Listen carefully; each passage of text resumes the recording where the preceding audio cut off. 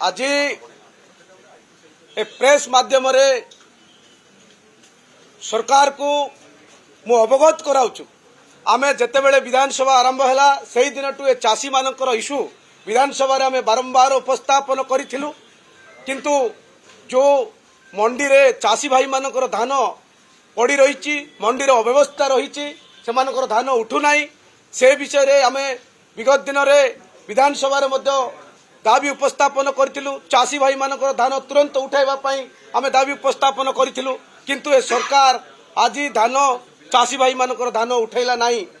जा फल रे आज मालकानगिरी जिला अविभक्त कोरापुट जिले रे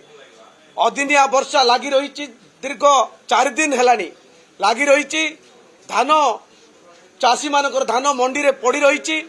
वर्षा हवा फल रे धान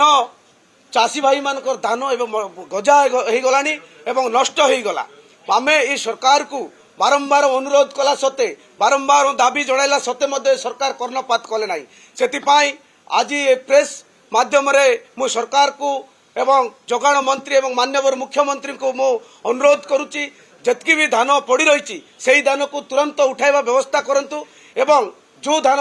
ये जो अदनिया वर्षा नष्ट होती मु विधानसभा क्वेश्चन करती दाबी उपस्थापन करी आउ विधानसभा में विरोधी दल हिसाब से दाबी उपस्थापन करूँ चाषी भाई मान धान उठाइबा ये सरकार कुंभकर्ण निद्रा रे सही चाषी मानकर कथा शुणुना इटी सबु प्रकार व्यवस्था चली से अदिनिया वर्षा रे मालकानगिरी जिला तथा आमर अविभक्त कोरापुट रे जो चाषी मानकर धान मंडी रे पड़ी रही वर्षा हो गला पर धान गजा हो गला धान नष्ट हो गला से धान तुरंत उठाइबा व्यवस्था करंतु नचेत आगामी दिन रे आसंता 25 तारीख दिन मु आपनकर प्रेस माध्यम रे मु कहूची ए सरकार रो निदो भांगी देबु सेठी मालकानगिरी जिला संपूर्ण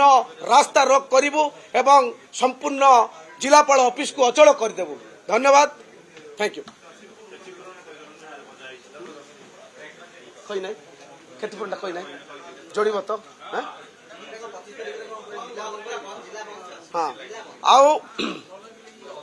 जो चाषी भाई मानकर धान नष्ट होईची ताकू सठिक भाव में तदंत करी सीएसओ एवं से दायित्व जो माने रही पदाधिकारी माने से मु निवेदन करुची सेमानकर मंडी रे जो लोकंकर चाषी भाई मानकर धान पड़ी ताकू जो लोकंकर धान नष्ट होईची वर्षा रे नष्ट होला एवं गजा हो गला से सठिक तदंत करी सेमानकर क्षतिपूरण देवार व्यवस्था करंतु नचेत आगामी आसंता 25 तारीख दिन संपूर्ण मालकानगिरी जिला बंद करिबु कांग्रेस पार्टी तरफरु एवं जिलापाल ऑफिस घेराव करिबु।